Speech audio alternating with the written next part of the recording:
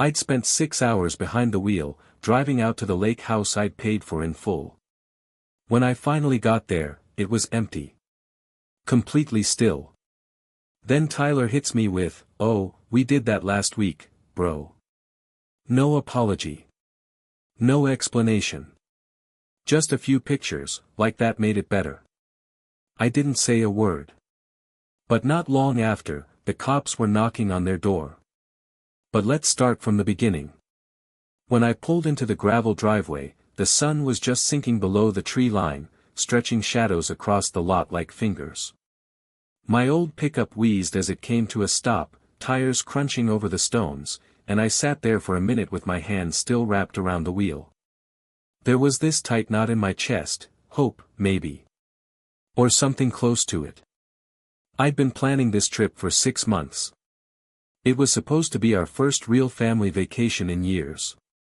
A full week at Azure Lake Retreat, in a cedar cabin with a porch that wrapped all the way around and a dock where I imagined all of us laughing together like we used to. I pulled doubles at the warehouse, skipped every lunch break, saved every extra dime until I had enough to put down the $3,200 deposit. I'd even sent a grill ahead, still sitting on the porch in its original box, the tape uncut. No smell of charcoal in the air, no sound of burgers sizzling, no happy voices drifting out the windows. Just this thick, unnatural quiet. I stepped out of the truck, my boots scraping the dirt. Checked my phone. There it was. The message I'd sent 3 weeks back, Sunday, 7 p.m., Azure Lake Retreat. See you there. I'd posted it in the family group chat. Tyler had even replied, "Can't wait, bro." I checked it again the night before, heart racing like a kid on Christmas Eve. But now. It was 7:05. And I was staring at a place that looked like nobody had set foot in it for days. No cars. No lights. Just the wind moving through the trees like it didn't care. My throat got tight. I called Tyler. He answered on the second ring, voice way too upbeat, like he'd rehearsed what he was gonna say. "Oh man, we actually did it last week. Thought you couldn't come." Then he adds, "We've got some pics for you though." Pictures. Like that would make it okay. My stomach dropped, twisted up in knots. I'd paid for every piece of that place, the dock, the beds, the roof over their heads. And they went ahead without me. Last week. All I could get out was a dry croak. He just laughed, like none of this mattered. "Yeah, it was a blast. Chill will catch you up." I hung up the phone and stared at the dark cabin windows, my breath turning white in the crisp October air. They didn't forget. That's the part that hit me hardest. They chose this. Left me out on purpose. I sat down on the porch steps. The wood was cold and rough, biting through my jeans, but I barely noticed. The silence wrapped around me like a heavy blanket. My hands sat on my knees, limp, as the evening sky filled with stars, one by one. I didn't cry. I couldn't. But my brain wouldn't shut off. It dragged me backward, dredging up things I thought I'd buried. Tyler's face was the first thing I saw in my mind, his crooked grin, that easy charm he always used to get away with things. I'd been cleaning up his messes my whole life. When we were kids, he'd swipe candy from the corner store, get caught, and I'd be the one slipping a crumpled 5 from my paper route into the clerk's hand. Mom's voice still echoes in my head. "He's fragile. You're the strong one. You have to help him." And I did. Every time. By high school, it wasn't candy anymore. It was bail money. He owed $950 to some local poker sharks by the time he was 17. Showed up with a split lip and a grin, and I handed over everything I'd saved from bagging groceries. "You're the best, man," he said. Like that made it all okay. And me? I smiled. I was proud to be the dependable one. Even though, inside, it was wearing me down to nothing. Then last year, I caught him charging $700 to my credit card. Some fancy gaming console he just had to have. I called him out, voice trembling, and he just shrugged and said, "Glitch, bro, chill." Mom brushed it off. "He's just impulsive. You know how he is." I let it go. Fighting about it felt like swinging at smoke. And besides, we were family. Family doesn't keep score, right? That's what they always told me. But it wasn't just Tyler. Mom leaned on me, too. Her guilt trip was wrapped in love, but it cost me all the same. 2 winters ago, she called in a panic. "The heater's out. Your dad's too stubborn to fix it." I wired $1,500 so they could get a new furnace. My rent was late that month, but I made it work. "No thank you. Just another ask, Tyler's having a rough time again. Can you help out a little more?" Dad didn't say much. But somehow, that hurt worse. There were times I'd show up at their place with groceries, bags full, knowing their fridge was running on empty. And every time, Dad barely looked up from the TV, just gave this grunt like I was some delivery driver, not his own son. But nothing stung like last Thanksgiving. I'd driven 3 hours, turkey in the back seat, one I'd roasted myself, hands still greasy from the oven rack. When I walked in, they were already in the den, laughing, wine glasses in hand. The same wine I'd brought them a month before. I stood just outside the doorway, unnoticed, and that's when I heard Tyler's voice float through the laughter. "He's got no life, just a paycheck with legs." And then Mom laughed. That soft, slicing kind of laugh that cuts without raising its voice. "Well," she said, "he's good for something." Dad let out a chuckle. Didn't bother to disagree. I just stood there, gripping that tray of turkey so tight my fingers went numb, heat rushing up my neck. I walked into the kitchen, set it down, and walked right back out the front door without a single word. Their laughter followed me all the way to the car. I kept telling myself it was just a rough night. Just words. That love meant learning to take a few punches. But now, sitting here on this porch, all those lies I used to tell myself started to fall apart. This lake house wasn't just a scheduling mistake, it was the truth finally baring its teeth. I'd built their world, one favor at a time. Covered Tyler's rent when his landlord tossed him out. Paid for Mom's endless car repairs. Even bought Dad a new set of fishing gear after he forgot to pay me back for the last set. I thought I was being a good son. Thought maybe, just maybe, if I kept showing up, they'd make space for me at the table. But I was wrong. This wasn't love. It was a one-way street where they took and took, and when I finally asked for a seat at the table I set, they locked the damn door. My phone buzzed in my pocket, but I didn't check it. Just stared at the unopened grill box still sitting by the steps. I could picture Dad flipping burgers, Tyler popping open beers, Mom fussing over paper plates, this picture-perfect moment I paid for, but never got to live. I remembered all those nights I spent at the warehouse, stacking boxes until my back screamed. All those mornings I skipped breakfast, just to stretch $1. All of it, for this 1 week. And they stole it from me. My breath came out in a shaky rush, not from sadness. No, this was something hotter. Sharper. I wasn't their son anymore. I was their bank account. Their doormat. Their fool. And now. All I had left was a text promising they'd send me some pictures, like I was a cousin they barely remembered, tossing me scraps to keep me quiet. I pressed my palms to my eyes, the pressure grounding me in that moment. This wasn't the first time they'd left me out, but it was the first time I saw it for what it was. They didn't forget me. They chose to cut me out. Again. My hands dropped to my sides, cold from the October air, and I stood up slowly. The lake stretched out in front of me, still and black, the night sky floating in its surface like a lie I couldn't touch. I'd spent years bleeding myself dry trying to prove I was worthy of love. Money, time, pieces of who I was, all gone. And for what? Love isn't supposed to hollow you out.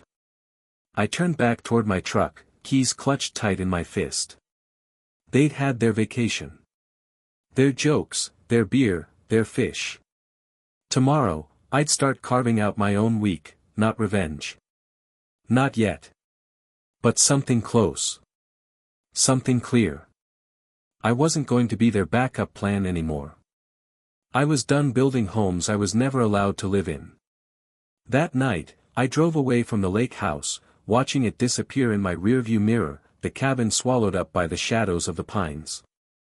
The highway stretched in front of me, long and gray under a sky that didn't offer light or answers. I gripped the wheel tight, my knuckles pale, my gut burning, not in a roar, but in a steady simmer. Like coals that refused to cool. My phone buzzed on the passenger seat. Tyler's name flashed on the screen. I let it ring until it stopped, then checked his text. Bro, chill, we'll send you some fish we caught. Epic week. Fish. Like I was some dog sniffing around for scraps. I didn't respond. Just stared at the words, epic week, echoing in my skull. And I saw them again, Tyler hauling in a bass, Mom laughing, Dad opening a beer I paid for, all while I was clocking hours, saving pennies, dreaming about a dock I'd never set foot on. Back at my apartment, I tossed the keys on the counter and dropped onto the couch, the cushions groaning beneath me. The quiet felt heavy, like the room was pressing in from all sides. I couldn't sleep. Not with that heat still rising in my chest. I opened my laptop without thinking, muscle memory more than anything. Logged into my bank app. And that's when I saw it. A charge for $1,500 from Azure Lake Boat Rentals. Posted just yesterday. My breath caught in my throat. I hadn't rented anything. I was on the floor at work when that hit. But the date lined up, same time they were out having the time of their lives. I clicked through, and there it was. My name on the card. My account. The same card Tyler had memorized during that glitch he shrugged off last year. This wasn't a mistake. He hadn't just cut me out, he stole from me. Again. I slammed the laptop shut, the sound loud in the silence, heart pounding in my ears. I could see his face, that smug grin, the casual way he always brushed it off like it didn't matter. I grabbed my phone, hands shaking, voice tight like a stretched wire, and called Mom. Where's Tyler? There was a pause on her end, just long enough to brace for what was coming. Then that familiar sigh, the one she always used to smooth things over. Oh, sweetheart. He's at home. What's going on? I didn't sugarcoat it. He used my card. Rented a boat last week. $1,500. Another pause. Longer this time. Then, he didn't mean to. You know how he is. He just wanted to make it special. Special. That word hit like a slap in the face. Special for who? I shot back. Because it sure as hell wasn't for me. I wasn't even there. She started in again, he thought, but I cut her off. No. He thought I'd pay for it. Like I always do. And before she could twist it into something softer, I ended the call. Set the phone down with a trembling hand. I couldn't listen to her defend him again. I started pacing, boots scraping the cheap carpet, my pulse pounding with every step. It wasn't just about the money, though, yeah, $1,500 was half my rent, a hit I'd be feeling for months. It was the fact that he planned it. Sat there, typed in my card numbers, knowing exactly what he was doing, while he laughed with them on a boat I never saw. And Mom? She backed him like it was nothing. Like I was the one being unreasonable. I stopped at the window, staring out at the flickering streetlights. Something shifted in me, sharp and final. This wasn't some dumb mistake or a moment of poor judgment. They took everything I gave, my trust, my time, my work, and turned it into their playground. I'd been the net under them for so long they never even noticed when I started to fall. I sat down again, slower this time. Picked up my phone, not to call anyone, but to think. I stared at Tyler's text, the one about sending me fish. That stupid afterthought. I deleted it. Then I opened my bank app, pulled up the charge, and took a screenshot. Proof. My hands weren't just angry now, they were working. My mind spun, connecting the dots. The lake house. The boat. All the help I'd given over the years that never came back.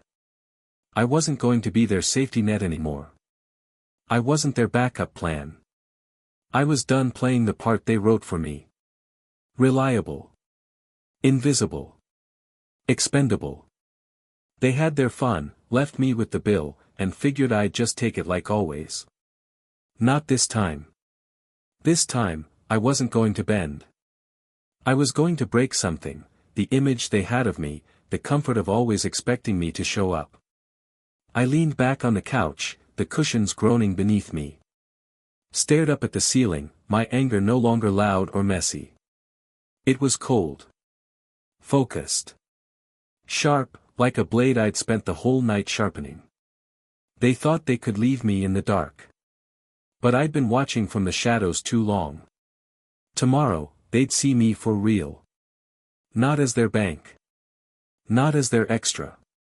As the man they pushed one step too far. This wasn't the end. This was just the beginning. The next evening, I pulled into my parents' driveway, the engine ticking as it cooled. A thick folder sat in the passenger seat, filled with every receipt, every bank statement, every dollar I'd poured into keeping them comfortable. The windows glowed warm and golden, painting the lie of a happy home I never really belonged to. I hadn't slept. Spent the whole night printing, highlighting, organizing, like I was preparing for court. My boots hit the porch hard. I didn't knock. Just walked straight in. They were all there in the living room, Tyler stretched out on the couch, scrolling through his phone like he didn't have a care in the world. Mom hovering over a tray of cookies. Dad sunk into his armchair, a baseball game flashing on the TV. They looked up, caught off guard. But I didn't wait for the fake greetings. I walked over and dropped the folder on the coffee table. The sound echoed through the room. "This," I said, my voice steady, "is everything I've paid for you." Tyler glanced at it, smirking without even sitting up. "What is this?" "Your diary." I didn't flinch. Just flipped the folder open. Pages spread out like a fan. $3,200 for the lake house. $1,500 for the boat. $950 to cover your old gambling debt. $1,500 for Mom's furnace. And that lake trip you all enjoyed? I wasn't invited. I pointed to each number like it was a bullet. That boat rental? You charged that to my card. Mom's hands froze mid-air, cookie tray shaking. Sweetheart, we're family. Why are you turning this into something ugly? Tyler scoffed. Man, you're so dramatic. It's not like we forced you. Nobody held a gun to your head. I looked him square in the eye. No. You just took what I gave, without asking, and laughed behind my back. Dad finally muted the TV, his brow furrowed. What's this about a boat? I slid the screenshot across the table. Azure Lake Boat Rentals. $1,200. Last week. Tyler used my card again while you all were out there fishing.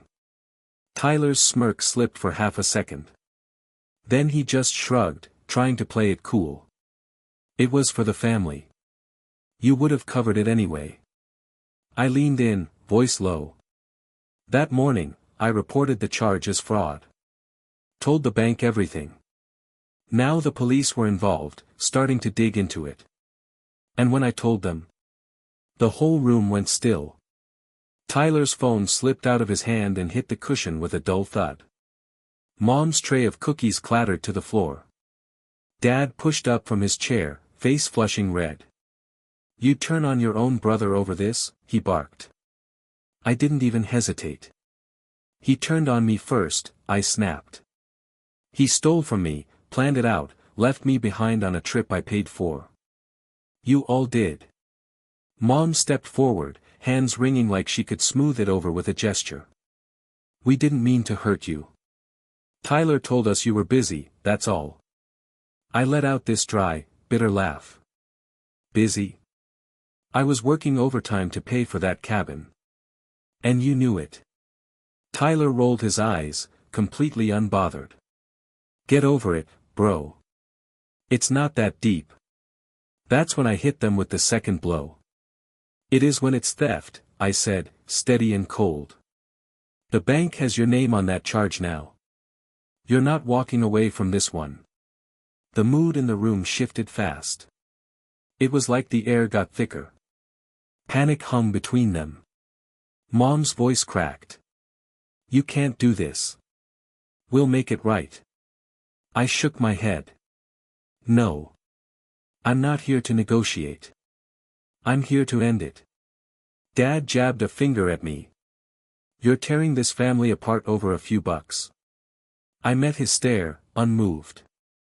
No. You tore it apart when you let him use me like an ATM and called it love. Silence. It stretched out between us, tight and electric, until a voice spoke from the corner. Aunt Marianne. I hadn't even realized she was there, sipping tea like she'd been watching the whole thing unfold. I saw it, she said softly. Tyler planned the boat rental. He said you'd never notice. Bragged about it at the lake. My stomach twisted. Tyler's head jerked toward her. What the hell, Marianne? But she didn't flinch. It's true. They laughed about it. Said you just pay like always. I should have told you. Her words hit hard. They confirmed what I already knew in my gut. Mom's eyes darted between us, wide.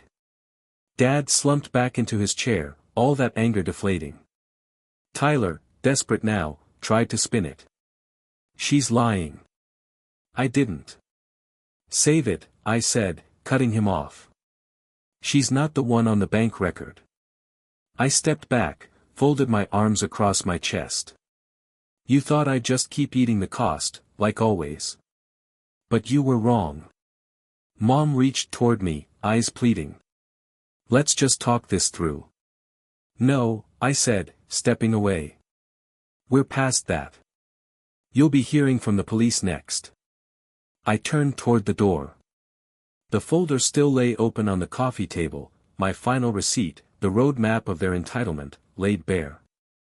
As I stepped out onto the porch, Aunt Marianne's voice followed me, quiet but firm. You didn't deserve this. I paused for a moment. Nodded. She was right. I didn't deserve any of it. They built their good times on my shoulders. But I wasn't carrying them anymore. The screen door slammed shut behind me. Their shocked faces disappeared into the dark. I'd lit the fuse. Now I was ready to watch it burn. The next morning, my phone buzzed, 8:32 a.m. Local number. I picked up, still groggy from a night of restless, broken sleep. Mr. Dalton.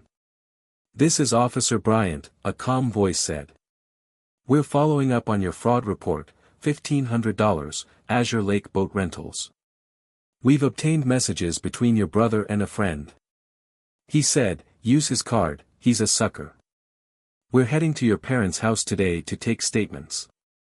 I sat up, heart pounding with something that felt like relief. Do I need to be there? I asked. No, sir. You've provided everything we need. We'll take it from here. I thanked him, then hung up. The silence in my apartment felt different now, less suffocating, more like armor. They were finally being held responsible. And for once, I wasn't the one sweeping up the mess. I was pouring my first cup of coffee when another gut punch landed. Ping, an email notification. It was from an old pawn shop app I'd linked to years ago. The subject line, Vintage Martin Acoustic, sold. My stomach dropped. That guitar.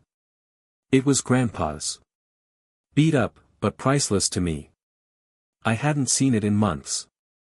Thought I lost it in the move. But the date on the sale was 2 weeks before the lake trip. The last time I saw the guitar was at Mom's place, in the garage, when Tyler was helping me store some boxes. I called the shop, voice calm but tight. The clerk pulled it up.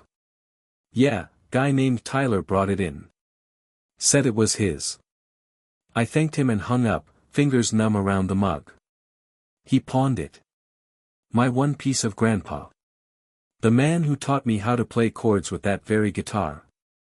And he sold it, right before cruising off on a vacation I paid for. I remembered asking Mom about it, weeks ago. She brushed it off. Dodged the question. My phone lit up again. This time it was her. I let it ring to voicemail. Then played it. Her voice shook. The police were here. They saw Tyler's messages. How could you do this to us? He's a mess. No apology. No remorse. Just blame. Then Tyler texted. You're ruining me, bro. I could lose everything. I didn't answer. A few minutes later, Dad chimed in. Call it off. You're killing your mother. I tossed the phone to the couch, the words bouncing off me like rain on a windshield. They weren't asking for forgiveness. They were begging for control. I wasn't about to let them have it back. That afternoon, I drove straight to the bank. Filed an affidavit for the charge Tyler made on the boat. Froze all my accounts while I was at it. The teller, kind woman, soft eyes, looked up at me and asked gently, Are you okay? I'm getting there, I told her. And for the first time in a long while, I actually meant it. Back at home, I started digging through my old texts. Found one from Tyler, sent before the trip. Need cash. Can I borrow something? I told him no. And still, he helped himself. First the guitar. Then the boat. It wasn't a one-off. It was a habit. A pattern I should have seen a long time ago, but didn't. Or maybe I just didn't want to. My phone kept lighting up, voicemails from Mom, sobbing and desperate. Angry, rambling texts from Tyler in full caps. I muted them all. I wasn't ready. Didn't owe them my attention anymore. Then, a week later, I noticed a deposit in my account. $1,300. No message. Just money. From Mom and Dad's joint account. Not an apology, just guilt dressed as generosity. I didn't touch it. Let it sit there like a cold little monument to their fear. But the fallout wasn't quiet. A cousin messaged me a few days later. Cops showed up at 8 a.m. Tyler tried to run out the back door, he said. Idiot. I couldn't help but crack a smile picturing the chaos, Tyler stumbling around, Mom wringing her hands, Dad yelling like a kettle about to burst. Then the cousin added something that really landed. They say you're overreacting. But Marianne? She told everyone what Tyler did with the boat. People are turning on him. Aunt Marianne. Her words split the mask wide open. They couldn't make me out to be the villain anymore, not with the truth crawling out. And just like that, I felt it. A shift. Small, but real. They weren't sorry. They were just exposed. Cornered. I had spent years being the fallback guy. The cushion they leaned on so they wouldn't fall. And now? They were stumbling, and I was still standing. I leaned against the kitchen counter, stared through the window at the street below. My coffee had gone cold, but I didn't care. Outside, life moved on, kids riding bikes, a dog barking across the way. None of it theirs. None of it connected to the mess they left behind. They took my money, my trust, my memories, and handed me back crumbs, expecting I'd be grateful. But I wasn't. I never would be again. The police visit, the hush deposit, Aunt Marianne's truth, they weren't justice. But they were something. Power. For once, it was mine. I let out a long breath, steady and slow. The ache in my chest was hardening into something sharper. I knew they'd learn. They weren't just losing access to my bank account. They were losing me. And I'd make damn sure they felt that loss. 3 weeks later, I packed the last box into my truck and hit the road, heading 850 miles west, toward a little town in Portland. My new place was nothing fancy. A weathered old rental with a porch that leaned a bit and a backyard full of fir trees. Rent was half what I used to pay. Best part? No ghosts. No guilt echoes bouncing off the walls. I bought a cheap second-hand guitar from a thrift store. It buzzed a bit when I strummed, but the sound felt honest. I sat outside under a sky full of stars, playing it for no one but myself. And it felt good. No one called. Not when the first frost hit. Not when Dad's truck broke down. I found out only because a neighbor posted about it online. The silence didn't sting anymore. It felt like peace. A few weeks later, a letter came from Aunt Marianne. Inside was a check for $250, my share of the lake house. A note scribbled on the envelope, "You deserved better." I didn't cash it. Just pinned it to the wall, right above my desk. A quiet thank you to the one person who actually saw me. Tyler never ended up in jail, but he lost something else, trust. And once trust is gone, it doesn't come back easy. Not even from your own family. Now, when they mention him, they whisper. These days, I walk Boomer, my old mutt, down gravel roads, cook chili for one, and sleep with no phone buzzing beside my bed. The silence? It's not a burden anymore. It's mine. My choice. They thought I'd fold. Come crawling back, like always, to patch things up and pay their bills. But I didn't. I'm building something new. A life where I'm not just an afterthought in someone else's story. And here's what I've learned from it all, chiseled out of the wreckage they left behind. Family isn't a debt you're born owing. It's a bond you choose. One built on respect, not guilt. They saw me as a resource, a well that never ran dry. And for years, I kept pouring myself out just to prove I mattered. But real love? It doesn't ask for your bones. It shows up. It stands with you. I don't hate them. I just don't need them to feel whole. That silence they left behind, it used to feel like a scar. Now it feels like air. You don't have to bleed just because they're your blood. You can step away. You can breathe. You can heal. I did.